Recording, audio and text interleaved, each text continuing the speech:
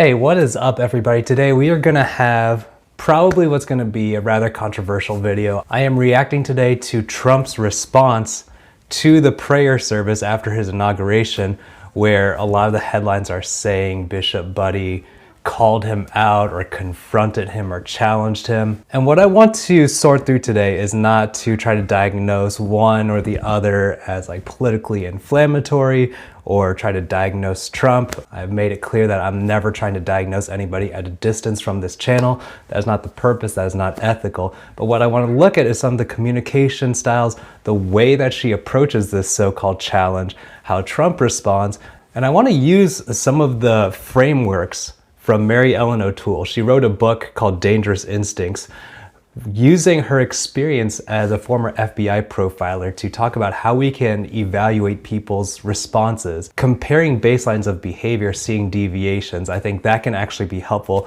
And those are some of the tools that she talks about that FBI profilers use to judge what is going on in a situation. Now, I do want to set up an interview with her so she can share some of her skills and her expertise. And I think it's fascinating. She talks about how she had graduate training in counseling and how that informed some of her work as a profiler, but that's for a separate video. Today we're going to be reacting to the initial statement by Bishop Budde, as well as Trump's response, both in person after the service, as well as on Truth Social later on that evening. As always, please do like and subscribe. Thank you for helping this channel to grow, and let's dive into it. Let me make one final plea, Mr. President.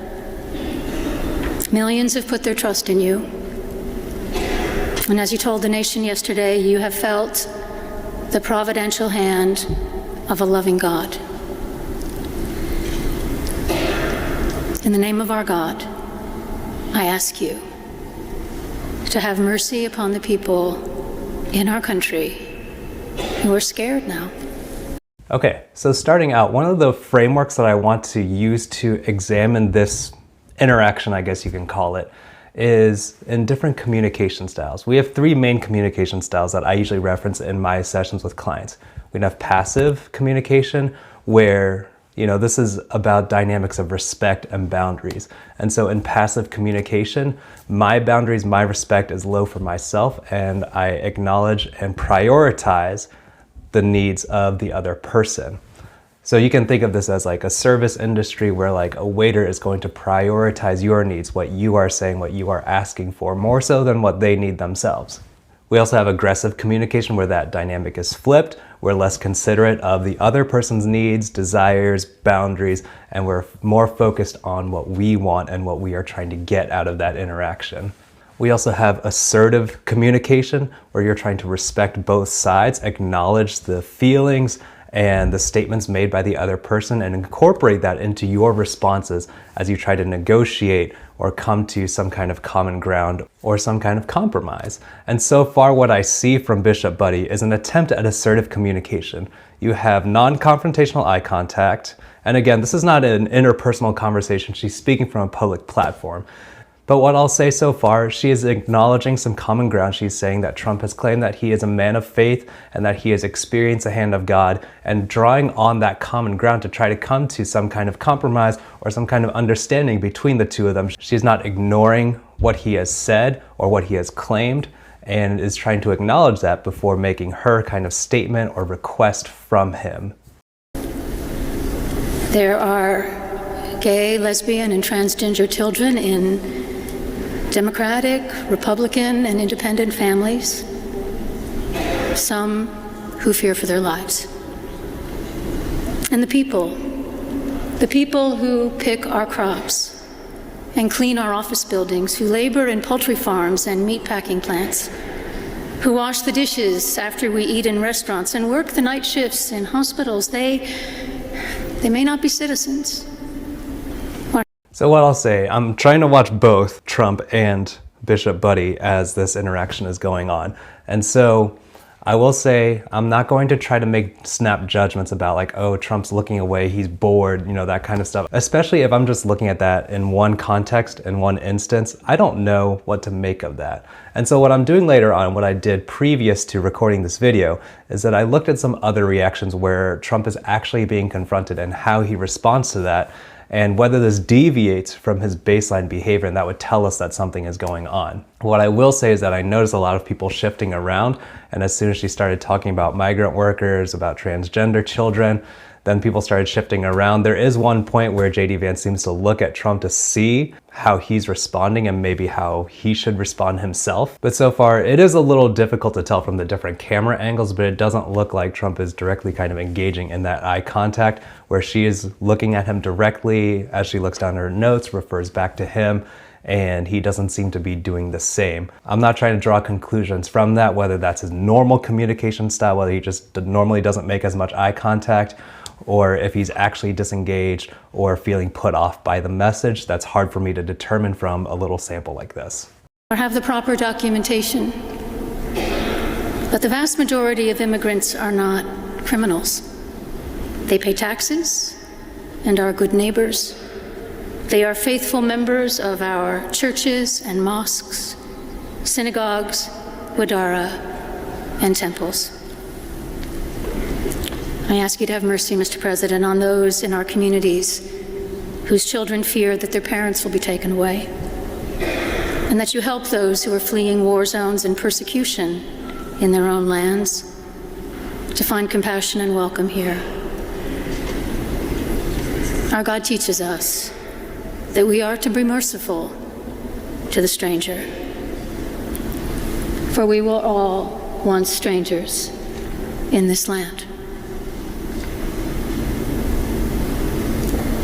May God grant us the strength and courage to honor the dignity of every human being, to speak the truth to one another in love, and walk humbly with each other and our God for the good of all people in this nation and the world. So what I'll say, whether or not you agree with her interpretation of immigration, refugees, transgender kids, and the transgender population, whether you agree or not with those interpretations, as a confrontation or a challenge goes, this would be very mild. Her tone of voice, her body language don't show up as aggressive.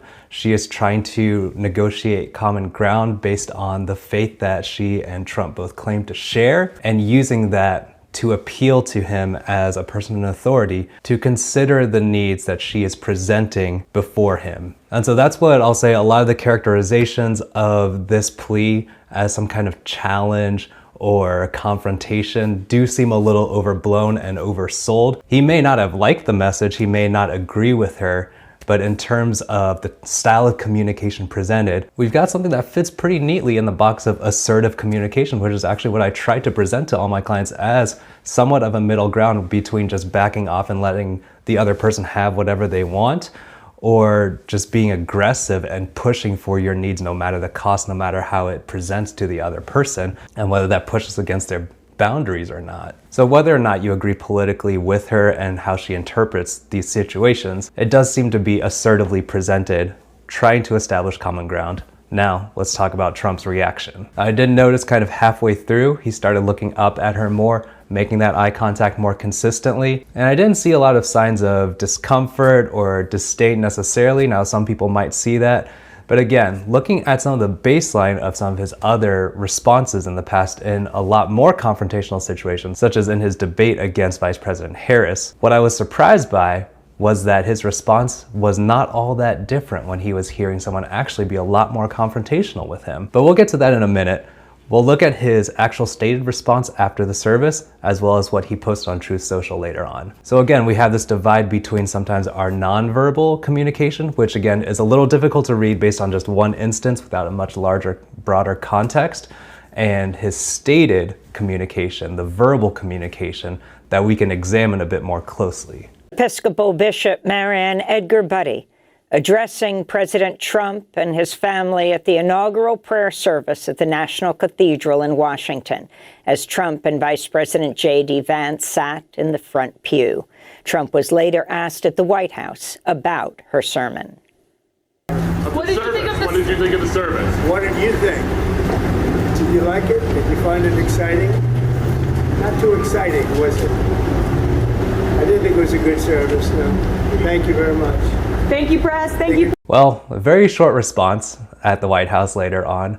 And I will just say, as a person of faith myself, attending services every Sunday, if what you're looking for is entertainment out of the service, you're probably not going to church for the right reasons. Now, that's not like a professional insight from me. That's just me as a person of faith saying, like, that is not the criteria by which you judge a religious service. And a lot of what we expect as Christians, or maybe what we should expect as Christians, is to be confronted with our shortcomings, with our sins. Otherwise, why would we bother being at church? This is not about our entertainment. And so there are times where we are supposed to be uncomfortable in church. Maybe he just kind of shares a different view of what church is supposed to be like, or what religious services are supposed to be like. And one thing I'll say about his stated response is it's a little concerning in terms of the communication styles.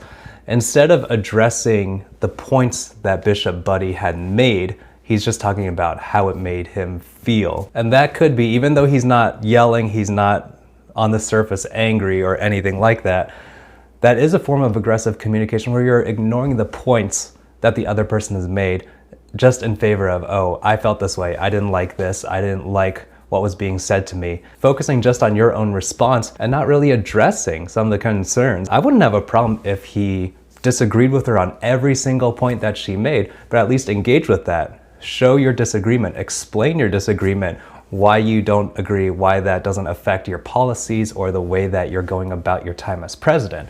Now again, I understand this is a different kind of interaction. This is not person to person. She was in a pulpit and he's responding later. So this is not a dialogue in the same way. But there is some concern in my part on the communication where he's just focused on how it made him feel. And that's what he's focused on, again, in like a 30-second soundbite. So it's hard to say how he's responding to it behind closed doors, with his advisors, how it might shape policy or not. I think we got something a little more illuminating when it comes to his Truth Social post later on. They can do much better. President Trump later posted a message about Bishop Marianne Edgar Budde on his social media platform, Truth Social, writing, quote, "The so-called bishop who spoke at the National Prayer Service on Tuesday morning was a radical left hardline Trump hater.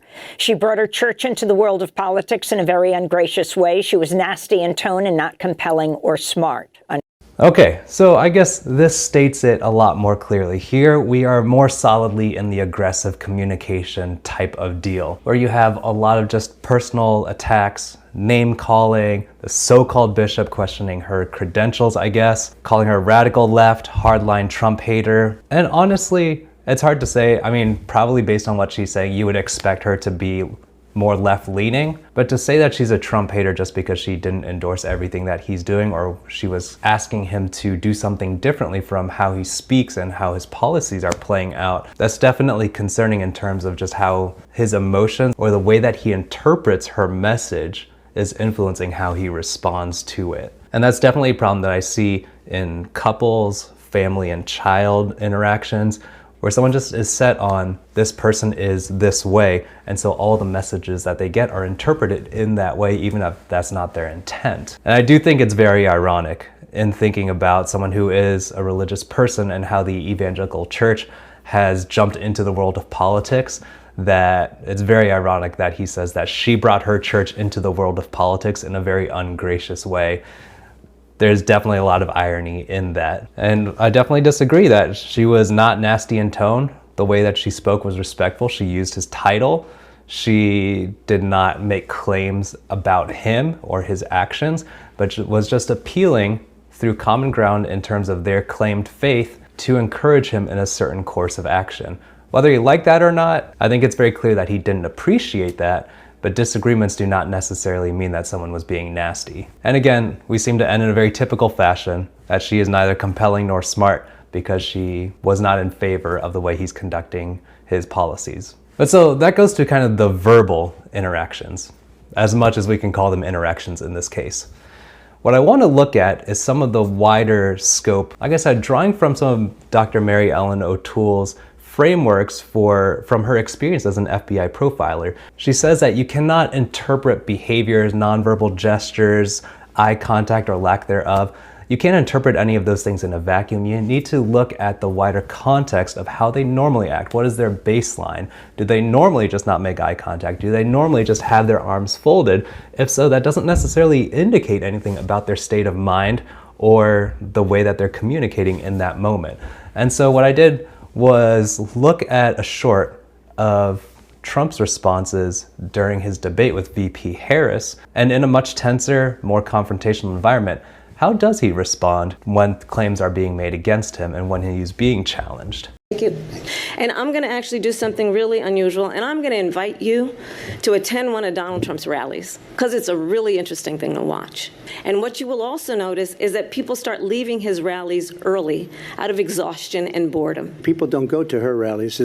Well, I'll say I looked at some other clips, and so this short is just maybe the quickest way to sum it up for me. Trump is not as reactive in terms of facial gestures that I would have expected. I think based on his debates with Hillary Clinton way back when, I was expecting him to be shaking his head, interrupting, saying a bunch of things under his breath or trying to interrupt. But actually when VP Harris is attacking the attendance at his rallies, he seems pretty stoic, very similar to the face that he puts on when Bishop Budde is speaking. So that is one thing that contradicted my stereotype of what Donald Trump does when he's being challenged and confronted. And that's why I appreciate going through this exercise and having that book from Dr. O'Toole talking about establishing a baseline, looking at the wider context to see if this is something out of the ordinary, if he's deviating from his baseline.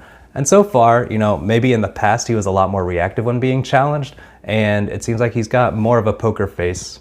It seems like, though he's still pretty expressive in his own way. No reason to go. And the people that do go, she's bussing them in and paying them to be there. And why don't you tell the 800,000 Polish Americans right here in Pennsylvania how quickly you would give up for the sake of favor and what you think is a friendship with what is known to be a dictator who would eat you for lunch. Why don't you ask her that question? Why don't you answer the problem. question? Would you because veto? Under Roe v. Wade, answer the question. Okay, so here we're digging really into the aggressive behavior, interrupting, talking over each other, talking past each other, not engaging with the points. But when Harris is being rather confrontational, from what I can tell again with the camera angles, he's not looking directly at her, he's looking at the audience. And I think that makes sense for a debate. So again, an atypical kind of interaction interpersonally. But the affect seems much the same, kind of flat-faced, not much reaction on the surface, so it's a little harder to tell exactly what he's thinking. And so I do think this is a difference from his previous term when he was a lot more demonstrative on stage. At least that was my impression when I watched some of the debates from, man, almost 10 years ago now. And so in terms of the nonverbal stuff, I'm gonna let you draw your own conclusions. What I will say is I don't want to jump to conclusions based on, oh, he looked away, he was feeling X, Y, or Z, or he did this, so he was thinking X, Y, or Z. I don't have that level of insight into how people think and behave. Some people claim they do, and if they do, more power to them. But what I think is important in terms of communication, what to extract from this interaction, we need to understand how we're communicating. What is passive communication? What is assertive communication? What is aggressive communication? And how do we employ each of those in the appropriate circumstances? Because there are times and places to use each one. And more so also as we reach a very contentious era of politics, not like we weren't there already, but even more so, that we don't mislabel, that we aren't speaking past each other, but that we're able to identify correctly what someone is intending to do, factoring in their tone, the way that they address the other person, the way that they either acknowledge or don't acknowledge the points that they are making. Are we speaking past each other? Are we speaking respectfully, allowing ourselves to find common ground? And that's all really important, both in just interpersonal dialogue with our loved ones, but also with people who disagree with us. And so I think it would be fascinating for someone who does profiling for a living to look at some of these interactions and some of these responses and see what conclusions they draw. Like I said, I don't have that kind of training, but just in terms of communication styles, it is fascinating how the headlines get twisted based on who's writing them, about what Bishop Budde was intending with those messages and what her tone was. And again, this is not to be an apologetic for her or for Trump or to diagnose one or the other with some kind of problem.